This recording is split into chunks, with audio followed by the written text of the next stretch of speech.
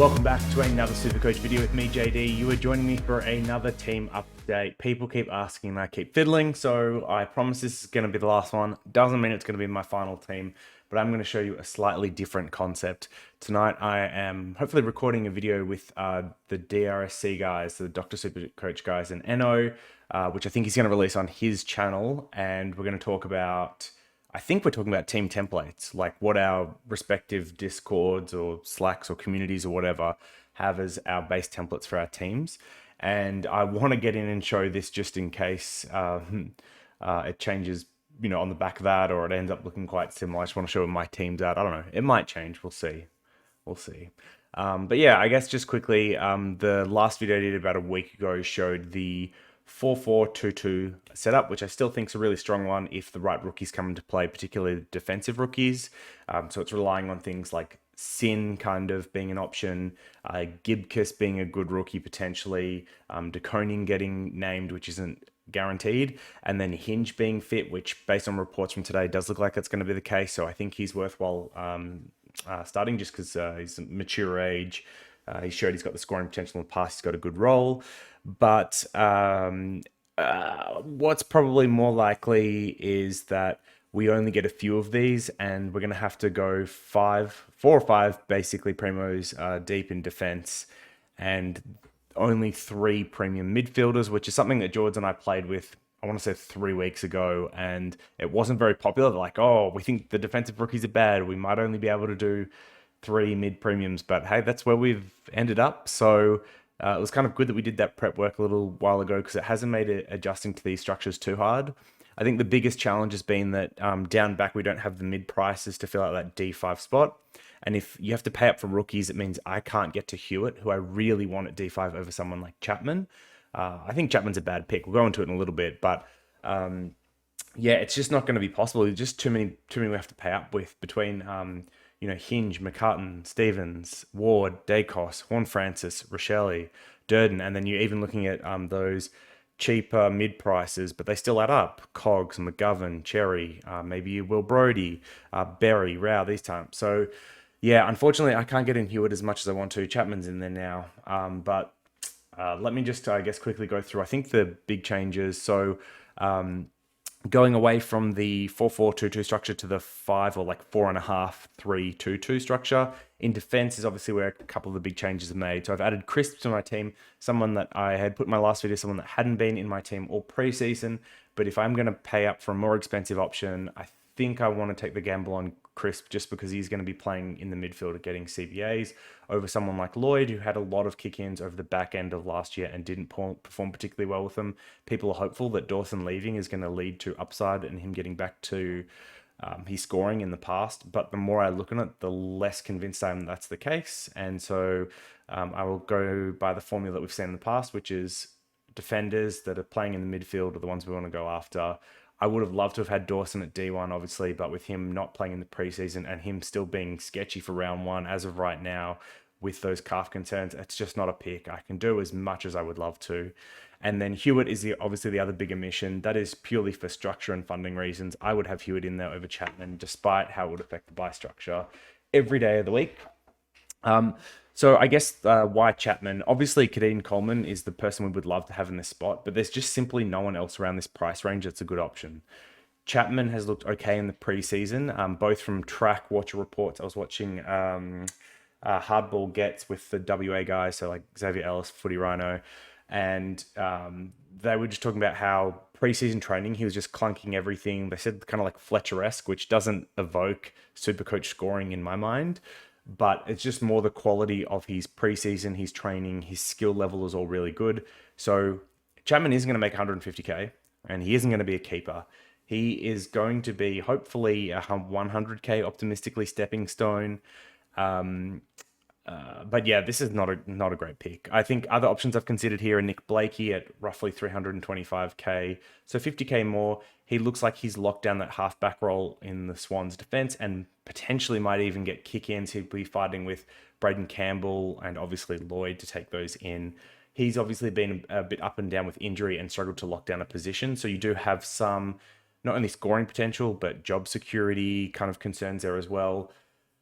I mean, there's so many others. You could look at Malira from Adelaide, but he's just injured non-stop, and I'm not even sure he's going to be playing round one. One of the more left field ones I liked was Ed Richards from the Dogs, who's a bit like Blakey, has had problems with locking down a position, but looks like he secured a role at half back and had a string of games where he scored in the high 80s last year. He's priced cheaper than Chapman, so honestly, like not the worst option at this price point. It's just ugly though. I mean, I would even consider starting Gibcus over Chapman, just pocketing 100k. I know it's going to hurt at the start of the year with on-field points, having 170k banked and playing two rookies down back in McCartan and Hinge. But honestly, like I don't know if Chapman's going to outscore McCartan by that much. It might only be 5 or 10 points a week, and the cash like ends up being useful when I want to do an upgrade early or something or a trade boost. I don't know. But yeah, this is the big structural change with this one. I guess like other options that make my defense somewhat unique is Ridley. I don't think he's a particularly unique pick, but if you've got 70k left, people are preferring to put in uh, Lloyd here is the obvious one, but also Stewart and Rich as proven kind of top six scoring guys. They also probably have a buy structure that works better with Short and Whitfield. So Ridley, Short, and Whitfield all share the first buy, which isn't great. But I really like Ridley. I think he's Ridfield. That would be a great player. I really like Ridley. I think he is going to go step for step with Short, if not slightly outdo him this year. So I've got him penciled in for kind of like 105 range. So great value at the price, and I'd rather just start him and bank the extra money for early upgrades than go to someone like a Stewart who has injury concerns, or Rich who has, I guess like he's older now, so a little bit of injury concern. But yeah, both those picks don't really have much upside either. Maybe Stewart would have if he wasn't injured. Rich, I don't think really does. He had his first breakout year this year, so yeah, I'd rather back in Ridley. I've talked about him a bunch, so I won't go into it much further. So changes in the midfield, if going away from the 4 premium structure, it means that I have to drop one of Steele, Miller, and McRae. I've dropped Steele. There's been a lot of conversation on this as to why it might be him over the other two that myself, George, lots of other podcasts have done as well. I'm leaning towards the Took and McRae route for now, but I could totally see Steele as a viable selection over Miller. And I personally would fade Oliver, have since the start. So yeah, Horne-Francis is back on the side, and going down to Chapman rather than having someone like Hewitt in the team means that I can pay up for more of the rookies here. So paying up for obviously Hinge down back, and then Stevens in the midfield on the bench. One thing that obviously could change this structure, which I mentioned a little bit, is the rookies and who does or doesn't get named. So if for whatever reason Hinge doesn't get named, this changes things. Maybe you keep the same structure, but go Gibcus. If Sin does get named, then I guess you could go Chapman to Sin maybe, and either bank the money or do something with it. You could even, potentially use it to spend up front. You could look at things like getting Bruce in at R3, which I think I'd rather not do. I'd just rather wait and see, or adding in someone like a Brody in your forward line and putting Rochelle to the bench. And I guess like for rookies, I mean, most of them are obvious. McDonald, Hoff, and then it'll be Saligo or Machado Owens are probably the 4 that look like they're going to be around that 117, 123k that might get selected. You've also got the other Stevens from Geelong that's like an outside chance as well. So 2 of those 5, I think you're kind of looking at in this structure. Hoff I've picked. Like McDonald, I think is probably got the best job security of the lot, or will get the most games, and then like with also decent scoring potential. And then Hoff looks like he's got pretty good job security just with how battered West Coast list is, and he'll be playing, I believe, more of like a floating half-back role, which pretty good for scoring, especially for rookie-priced players. So yeah, that's why I've got him in there. The Rucks, so still at Darcy Grundy, which is what I had locked most of the preseason. I've toyed around with Gawn, and effectively I think like there's a valid discussion between Gawn and Darcy. I have the money to do either at the moment. Darcy has more of the upside, but higher injury risk, I would say. Gawn has less value or upside, but is probably more likely to play 22 games. I, in this structure, have bet on the upside of Darcy over the safety of Gawn, but I may flip on that again before round 1. I do think a lot of the primos in this team are safe. Largely. So Crisp, Ridley, and Short are all quite durable. Whitfield, not as much, but I'm predicting he will go closer to 20 games this year than need to be traded out. McRae and Miller, both very durable. Neil has been very durable outside of last year. Grundy is very durable. And then Dunkley and Butters aren't. But yeah, I think like it's more on the durable side, and so maybe I'm willing to take a bit of a punt here on Darcy. But yeah, I could flip that back as well. And then yeah, Dunkley Butters hasn't changed for a while. Cogs hasn't changed for a while. McGovern and Cherry are the two mid-priced forwards that I like the most. I'm not including Cogs in the mix because he's just like such a no-brainer pick. People then ask about Will Brodie and Ralph Smith. So Ralph Smith, I'm a little bit worried about job security with Vloston and I can't remember his name. Their key defender that's really good that I love that is also out for round one. Oh, it's going to annoy me that I can't remember his name. Anyway, so with both of those out, I think Ralph Smith's a shoe in to play, but we just don't know what his job security looks like once those two get back in a couple of weeks. Makes him very hard to start. So yeah, he's probably fourth on my list. And then Brodie, look, he did great in the preseason, but the stuff that Longmuir said about him hasn't filled me with a ton of confidence. And obviously they still had Fife and Tucker, who I think are both ahead of Brodie in the best 22 to return to the side. So what that means for Brodie, how much mid-time he gets, whether he gets pushed out into more awkward positions is still all question marks. And then the big preseason reports on Brodie had been that he wasn't a great runner. He was still finishing at the back of the pack with Darcy, for example. And it reflected in his time on ground, which was, I think, low 60s. They already have Brayshaw that has somewhat low time on ground as a midfielder. I imagine Fife's going to be needing rests as well.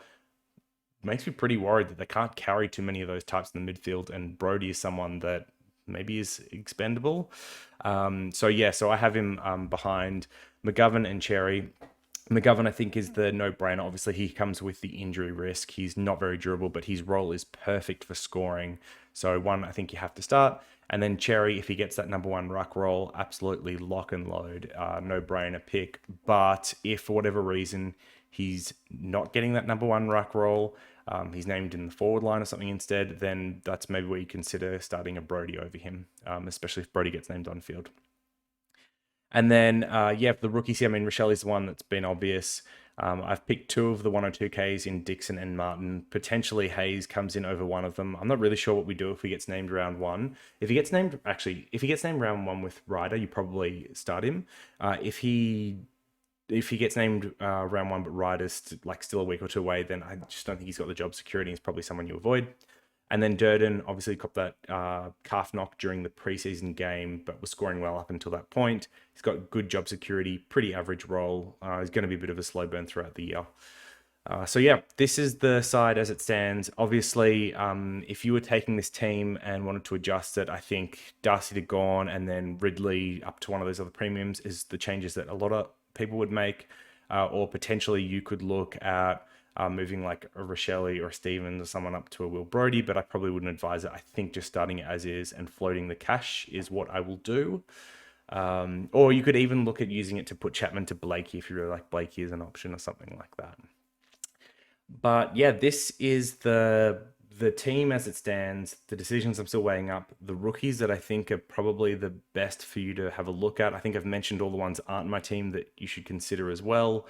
I guess the only other one would be Wilmot from the Brisbane Lions, who is suspended for round one but could come back around two. He's 139k, and maybe that's an option that you consider if say like De Koning doesn't get named round one and Hinge doesn't get named round one for whatever reason, then maybe someone like Wilmot makes sense to bring in there just because he might get a game in the future and isn't too expensive.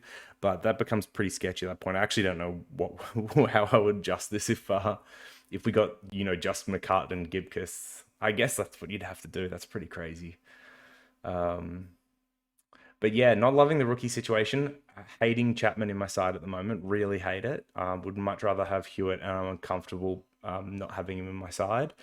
All the primos I love, apart from not having Steele as well. That's probably the other big one. But I do have all the paid up rookies and mid prices that I want in this side, apart from Chapman, which is the benefit. I mean, we always say that rookies dictate structure. They dictate what you're going to do and how you build your team.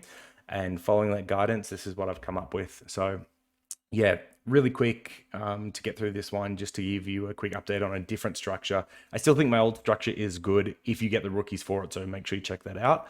But if we don't get the rookies, especially in defense, then this is where I'd be pushing towards for round one. And I think this is more likely. I have a feeling we're going to see a lot of similar teams this year, and that's just because the rookies are so limited. We're getting forced into the same structures.